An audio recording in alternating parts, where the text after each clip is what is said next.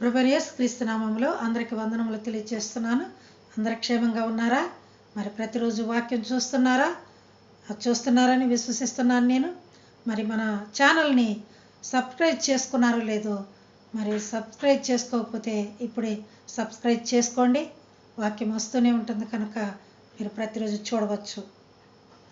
మరి ఈరోజు మన వాక్య భాగంలోకి వెళ్ళిపోదాము. ప్రభువారు మన పట్ల ఒక ప్రణాళిక కలిగి ఉంటారు.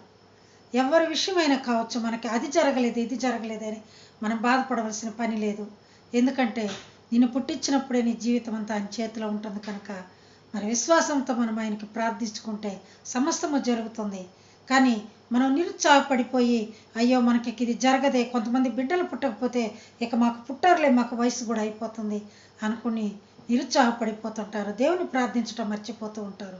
అసలు ఆ విషయమే మర్చిపోతూ ఉంటారు. కానీ ప్రభువారు మన పట్ల ఒక ప్రణాళిక కలిగి ఉంటారు. అదేవిధంగా బైబిల్లో మనం ఒకరిని చూసుకోబోతున్నాం.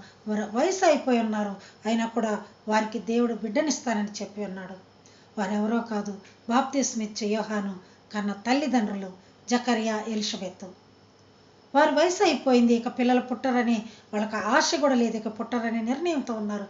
కానీ ప్రభువారు మరి వారికి బిడ్డనిస్తున్నట్టుగా లూకాసు వార్త 2వ అధ్యాయము 8వ వచనం నుంచి చూసుకుందాం. మనం బైబిల్ తెరవండి, రండి బైబిల్ చూడండి.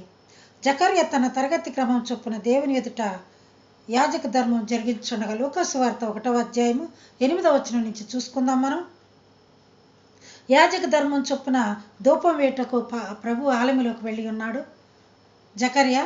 మిగతా వారంతా బయట నిలబడి ప్రార్థనలు చేస్తున్నారు. మరి జకర్యా మాత్రం లోపలికి వెళ్ళిపోయి ఆ ధూపం వేస్తున్నప్పుడు అదంతా చీకటిగా ఉంటుంది. అక్కడికి వెళ్ళి ఆయన ధూపం వేస్తున్నప్పుడు ఆ పొగలన్నీ వస్తూ ఉంటాయి. ఆ ధూపం వేస్తూ ఉన్నప్పుడు బయట అందరూ ప్రార్థిస్తూ ఉన్నారు, మిగతా జనమంతా. ఈయన మాత్రం ధూపం వేస్తున్నప్పుడు ఆ ప్రజల సమూహం అంతా వెలుపల ప్రార్థన చేయుచుండగా అని ఉంది బైబిల్లో 10వ వచనంలో.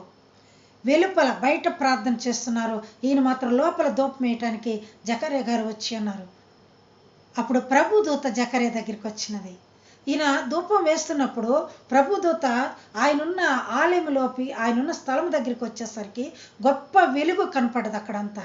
ఆ వెలుగునంతా చూసేసి భయపడిపోయాడు జకర్యా. ఏంటి ఈ వెలుగేంటి, నేను ధూపం వేస్తున్నప్పుడు చీకటిగా ఉంది కదా, ఇంత వెలుగేందని అది చూసినప్పుడు ప్రభుదూత వచ్చి ఉన్నది. ప్రభుదూత ఇదిగో 10వ వచనంలో ధూప సమయం ఉందో ప్రజల సమూహం అంతా వెలుపల ప్రార్థన చేయుచుండగా ప్రభుదూత ధూప వేదిక కుడివైపున నిలిచి అతనికి కనపడెను. చూసారా పిల్లరా, కుడివైపున నిలిచిందంట, ఎడమ వైపున కాదు, కుడివైపున నిలిచి. చాలామంది కూడా మరి కుడి చేత్తో ఏదైనా భోజనం పెట్టడం కానీ ఏదైనా ఇవ్వటం కానీ చాలామంది ఎడమ చేత్తో ఇస్తుంటారు, ఎడమ చేయిని వాడుకుంటూ ఉంటారు. కానీ అది మంచిది కాదు. చాలా వరకు కుడి చెయ్యే మంచిదని మనకు బైబిల్ బోధిస్తుంది. కుడి వైపున నిలబడి ఉన్నది. ఆ దూత వచ్చి కుడి వైపున నిలబడి ప్రార్థన, అతను ధూపం వేస్తుంటే కుడి వైపున నిలబడి జకర్యా భయపడ్డాడు. ఆమె వెలుగు రాగానే ఆ రూమ్ అంతా వెలుగు వచ్చేసరికి ఆ వెలుగు చూసి ఏంటో అని చెప్పేసి భయపడినవాడు ఆయన. అప్పుడు ఆ దూత భయపడకము జకర్యా, నీ ప్రార్థన వినపడినది. చూసారు ప్రియులారా, ఇక్కడ 13వ వచనంలో అప్పుడు ఆ దూత అతనితో జకర్యా భయపడకము, నీ ప్రార్థన వినపడినది, నీ భార్య అని ఎలిషబెత్ నీకు కుమారుని కనును, అతనికి యోహాన్ అని పేరు పెట్టుదు. ఆయన ముసలివాడైపోయారు కదా, వారిద్దరు కూడా ఇరువురు అయిపోయినారు. 7వ వచనంలో ఎలిజబెత్ గొట్రాలైనందున వారికి పిల్లలు లేకపోయారు, మరియు వారిద్దరూ బహుకాలం గడిచిన వృద్ధులైరి అని 7వ వచనంలో ఉంది. ఇప్పుడు ముసలి వాళ్ళు అయిపోయారు వాళ్ళు. ఇప్పుడు వాళ్ళకి బిడ్డలిస్తానని దేవదూత వచ్చి ధూపం వేయించుండే సమయంలో కుడివైపున వచ్చి నిలబడి జకర్యా భయపడకము, నీకు బిడ్డనిస్తాను, నీ భార్య గర్భవతి అవుతుంది అని చెప్తే ఎలా ఉంటుంది ఆ మాట? ఆయన నమ్మలేకపోయాడు కూడా. అతని గురించి అతని ప్రభు దృష్టికి గొప్పవాడే, ద్రాక్షరసమైన మద్యమైనను త్రాగక తన తల్లి గర్భమును పుట్టినది మొదలుకొని పరిశుద్ధాత్మతో నిండుకొన్నవాడే ఇశ్రాయేలులో అనేకులను ప్రభువైన వారి వైపు త్రిప్పునని ఆయనతో చెప్పాను. నీకు మంచి బిడ్డ పుట్టబోచున్నాడు, మద్యమైనను ద్రాక్షరసమైనను తాగకుండా పరిశుద్ధాత్మతో నిండుకొనిన వాడై ఇశ్రాయేలును అనేకులను దేవుని వైపుకు తిప్పేవాడుగా అవుతాడు. నిజమే, నిజమే కదా. మరి బాప్తిస్మ ఇచ్చి యోహాను పుట్టాడు. ఎంతోమందిని ప్రభు వారికి తిప్పించి బాప్తిస్మాలు ఇచ్చటం స్టార్ట్ చేశాడు. అందుకని చెప్తున్నారు వాళ్ళు ఆ మాట. దేవదూత చెప్తున్నారు, ఇదిగో మరియు తల్లిదండ్రుల హృదయంలో పిల్లలు తట్టుకున్న విధేయులు నీతిమంతులు అన్నిటిని అనుసరించి సిద్ధపరచుటకు ఏలి యొక్క ఆత్మీయ శక్తి గలవాడై ఆయనకు ముందుగా వెళ్ళును గనుక నీకు సంతోషం మహదానందం కలుగును. అతడు పుట్టినందున అనేకులు సంతోషించరా. నేను ఏలియా గురించి కూడా ఇక్కడ ప్రస్తావనకు వచ్చి ఏలి యొక్క ఆత్మశక్తి కూడా గలవాడై ఉంటాడని చెప్పి ఉన్నది. ఎవరు? పుట్టబోచున్న బిడ్డ. జకర్యాకి పుట్టబోచున్న బిడ్డ గురించి ఇక్కడ చెప్తుంది 17వ వచనంలో, ఏలియా యొక్క ఆత్మయు శక్తియు గలవాడై ఆయనకు ముందుగా వెళ్ళును గనుక నీకు సంతోషమున మహదానందం కలుగు. నీకు మంచి సంతోషం వస్తుంది, మహదానందం కలుగుతుంది. ఆ బిడ్డ పుట్టినందుకు ఎంతో సంతోషిస్తారు అని చెప్తూ ఉన్నది. జకర్యా మాట్లాడుతున్నాడు. జకర్యా ఎప్పుడు మాట్లాడుతున్నాడు? ఇప్పుడు దాకా దూత మాట్లాడింది. కుడివైపున దూపమునకు కుడివైపు నిలబడి మాట్లాడుతూ ఉంటే జకర్యా అన్నీ విన్నాడు. నీ బిడ్డ ఫలానా ఫలానా ఇంత మంచివాడు పుడతాడు, ద్రాక్షరసం మద్యమైనను తాగకుండా పరిశుద్ధాత్మతో నిండుకొనిన వాడై ఏలి అంటే ఆత్మ శక్తి గలవాడై ఉంటాడని చెప్పినప్పుడు, అతను పుట్టినందుకు అనేకులు సంతోషిస్తారని చెప్పినప్పుడు అవన్నీ మౌనంగా విన్నాడు. ఇప్పుడు నోరు తెరుస్తున్నాడు. జకర్యా నోరు తెరిచి మాట్లాడుతున్నాడు. జకర్యా, ఇది నాకేలాగ తెలియను, నేను ముసలివాడను, నా భార్యయు బహుకాలం గడిచినదని ఆ దూతతో చెప్పగా, అయ్యా నేను ముసలివాడను, నా భార్య కూడా ముసలాం అయిపోయింది, ఇది ఎలా జరుగుతుంది అని చెప్పినప్పుడు అందుకు ఆ దూత మాట్లాడుతుంది, నేను దేవుని సముఖమునందు నిలుచు గబ్రియేలును నీతో మాట్లాడుతుటకు ఈ సువార్తమానం నీకు తెలుపుటకు పంపబడితిని. నేను ఎవరినో కదే, గబ్రియేలును దూతను, అక్కడి నుంచి నేను నీకు ఈ శుభవర్తమానం తెలుపుటకు పంపబడినాను. మరియమ్మ గారికి కూడా గబ్రియేలును దూతే కదా వెళ్ళి చెప్పింది, పరిశుద్ధాత్మతో నిండుకునే దానివై నీ ప్రార్థనకు మరియా భయపడకము, దయాప్రాప్తురాలా నీకు శుభము, పరిశుద్ధాత్మతో నీవు గర్భం ధరించదవు అని చెప్పినది కూడా గబ్రియేలు దూతే కదా. మరలా ఇక్కడ కూడా వచ్చి చెప్తుంది గబ్రియేలు దూతని, గబ్రియేలు నీతో మాట్లాడటకు ఈ సువార్తమానం తెలుపుటకు పంపబడితిని, అవి వాటి కాలమందు నెరవేరినని చెప్పినప్పుడు ఆయన నమ్మలేదు. సరే, నీవు వాటిని నమ్మలేదు కనుక ఈ సంగతులు జరుగు వరకు నీవు మాట్లాడక మౌని అయిందు అని అతనితో చెప్పాను.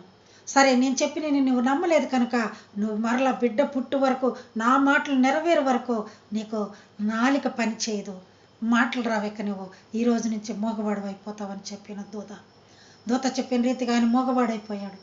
ఏమీ మాట్లాడట్లేదు, మాటలు రావట్లేదు. ఇక వచ్చాడు, బయటకు వచ్చాడు. అందరూ చూస్తూ ఉన్నారు. ఇంతసేపు అయింది కదా లోపలికి వెళ్ళి, ఇంకా ఎందుకు రాలేదు జకర్యా, ఇంకా ఎందుకు రాలేదు అని అందరూ ఆతృతగా ఎదురు చూస్తున్నప్పుడు జకర్యా మౌనంగా బయటకు వచ్చాడు. అందరూ అడుగుతుంటే సమాధానం చెప్పలేక అని సైగలు చేస్తున్నప్పుడు వీళ్ళకి అర్థమైపోయింది, ప్రభు మహిమ కలిగి ఉంటుంది, ప్రభుదూత వచ్చి ఉంటుంది ఆయన దగ్గరికి అని అందరు కూడా గ్రహించారు. మోగవాడు అన్నాడు. తర్వాత వచనాలు చూసుకుందాం మనం. 58వ వచనంలో, అప్పుడు ప్రభు ఆమె మీద కనికరించెను, పొరుగువారిని బంధువులు ఆమెతో కూడా సంతోషించిరి. ఇక్కడ ప్రభుదూత చెప్పిన విధంగా ఆమెకు కుమారుని ప్రసవకాలం వచ్చినప్పుడు ఎలిజబెత్ కుమారుని కనెను. బంధువులంతా వచ్చారు, అందరూ సంతోషించారు. 8వ దినమున స్నానం చేస్తారు, బిడ్డకు పేరు పెడతారు. మరి అందరు కలిసి ఏ పేరు పెట్టాలా అని చెప్పుకుంటూ ఉంటే తల్లి మాత్రం ఆ పేరు ఈ పేరు, జకర్యా అని తండ్రి పేరు ఉంది కదా, అదే పేరు పెడదాము అని అందరూ వచ్చిన బంధువులు మిత్రులు అందరూ చెప్తూ ఉంటే తల్లి మాత్రం ఆ పేరు కాదమ్మా, అతనికి యోహాను అని పేరు పెట్టాలని చెప్పినప్పుడు వారు అనుకుంటున్నారు, ఎవరు మీ బంధువులు యోహాను అనే వాళ్ళు ఎవరు లేరే, మరి ఎవరు మీ ముసలి వాళ్ళు కానీ మీ పితరులు కానీ ఎవరు లేరు కదా, మరి ఆ పేరు ఎందుకు పెడుతున్నావు అని అడిగినప్పుడు, సరే చూద్దాం, ఇదంతా ఎందుకు, తండ్రిని అడుగుదామని చెప్పేసి తండ్రిని అడుగుతున్నారు. తండ్రిని అడిగి యోహాను అని పేరు పెట్టమంటుంది మీ భార్య, మరి మీరేం చెప్తారు అని అడిగినప్పుడు ఆయన సైగలు చేస్తూ వ్రాత పలక బలపం తీసుకురమ్మని చెప్పి ఉన్నారు. పలక బలపం తీసుకురమ్మని సంజ్ఞలు చేసి చెప్పినప్పుడు ఆ పలక బలపం తీసుకొచ్చారు వాళ్ళు. పేరు రాయటానికి ఏమో పలక బలపం తెమ్మంటున్నాడు జకర్యా అని చెప్పి వారు అర్థం చేసుకొని ఆ పలక బలపం తీసుకొచ్చినప్పుడు ఆ పలక బలపం మీద ఏమని రాశాడు చూడండి. ఇక్కడ 63వ వచనంలో, వ్రాత పలక తెమ్మని వాని పేరు యోహాను అని వ్రాసాను, అందుకు వారందరూ ఆశ్చర్యపడిరి. యోహాను అని వ్రాయగానే ఆ తల్లి చెప్పిన మాటే తండ్రి కూడా చెప్పాడు, భార్య చెప్పిన మాటే భర్త చెప్పాడు. చూడండి ప్రియులారా, భార్య భర్తలు ఎంత అన్యోన్యంగా ఉన్నారు.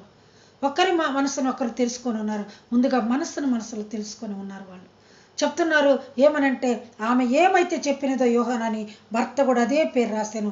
అప్పుడు 64వ వచనంలో వెంటనే అతని నోరు తెరవబడి నాలిక సడిలి అతడు దేవుని స్తుతించుచు మాటలాడసాగెను. చూసారా ప్రియమైన దేవుని బిడ్డలారా, ముందుగా అయితే నమ్మలేదు. నమ్మకపోవటం వలన దూత చెప్పినది ఇది జరుగు వరకు నీవు మౌనివయందు అని చెప్పినది.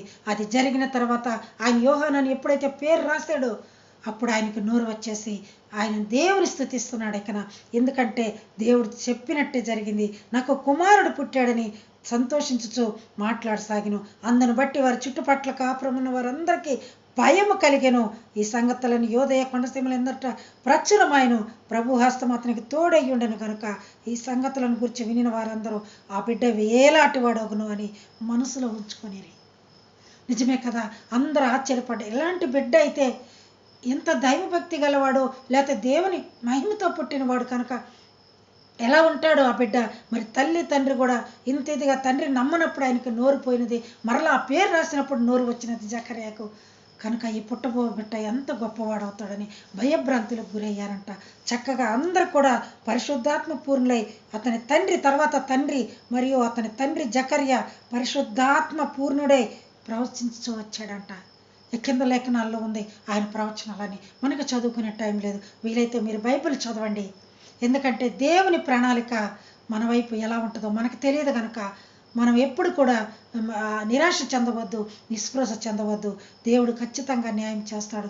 జకర్యా ముసలి వయసులో బిడ్డలు కంటారనుకోలేదు, కానీ మంచి కుమారుని కన్నాడు. బాప్తిస్మిచ్చే యోహాను చాలా గొప్పవాడయ్యాడు. అదే విధముగా ఆయన చెప్పిన రీతిగా ప్రభుదూత కుడి వైపు నిలిచి చెప్పిన రీతిగా అదే విధముగా బిడ్డ పుట్టాడు. కనుక దేవుని బిడ్డలారా, మీరెవరు కూడా ఆధారపడవలసిన అవసరం లేదు. మాకు బిడ్డలు లేని వారు ఎవరైనా ఉంటే మీరు ఆధారపడదు. ఎందుకంటే మీకు ఎంత ఆలస్యం అవుతుందో అంత మంచి కార్యం చేయడానికే దేవుడు మిమ్మల్ని వాడుకుంటున్నాడు. మీ నిరీక్షణకు ఓర్పును సహనమును ఎంతవరకు ఉంచుతారని మిమ్మల్ని నిరీక్షింపజేస్తున్నారు. కనుక మీరందరూ కూడా ఓపికతో నిత్యము విసుకక ప్రార్థన చేయించుండవలెను. అంతేకాకుండా మనం ముఖ్యంగా తెలుసుకోవాల్సిన మన జీవితం పట్ల ఆయన ఏం చేయదలుచుకున్నాడు అదే చేస్తాడు. కనుక మీరు ఆధారపడకుండా దేవుని ప్రార్థిస్తూ ఉండండి. ముఖ్యంగా మన ఛానల్ ఎవరైనా సబ్స్క్రైబ్ చేసుకోకుండా ఉంటే ఈ క్షణమే చేసుకోండి. వాక్యములు ప్రతిరోజు వస్తూనే ఉంటాయి. మన వాక్యాలు వింటున్న బిడ్డలందరినీ కూడా దేవుడు దీవించి ఆశీర్వదించునుగాక. నాకున్న టైము, నాకున్న ప్రేము, నాలో నిజోరు, నాలో హుషారు, నీ పని కోసం ఉపయోగిస్తా, పని కోసం ఖర్చయిపోతా, నీ కోసం జీవిస్తానయ్యా. నిన్ను స్తుతించడానికి సిగ్గుపడను యేసయ్యా, నిన్ను ప్రార్థించడానికి వెనుకాడను నేనయ్యా. నాకున్న స్వరము, నాకున్న కరము, నాకున్న ధనము, నాకున్న స్థలము, నీ పని కోసం ఉపయోగిస్తా, పని కోసం ఖర్చయిపోతా, నీ కోసం పని చేస్తానయ్యా. నిన్ను స్తుతించడానికి సిగ్గుపడను యేసయ్యా, నిన్ను ప్రార్థించడానికి వెనుకాడను నేనయ్యా. ఆయన స్తుతించడానికి వెనుకాడకూడదు, సిగ్గుపడకూడదు. సమస్తం ఆయన ముందట ఉంచి ప్రార్థించి ఆయనతో మాట్లాడుకొని సమస్తము చేసినప్పుడు ఆయన తప్పక మనకు మేలు చేయగల తండ్రి. ఎందుకంటే ముసలి వయసులో జకర్యా ఎలిషబెతులకు బిడ్డలు ఇచ్చిన ఆయన మరి మనకు కూడా ఏమి కావాలన్నా తప్పక చేస్తాడు. బిడ్డలు లేని వారు ఉంటే తప్పకుండా ప్రార్థన చేయండి, నిరీక్షించండి.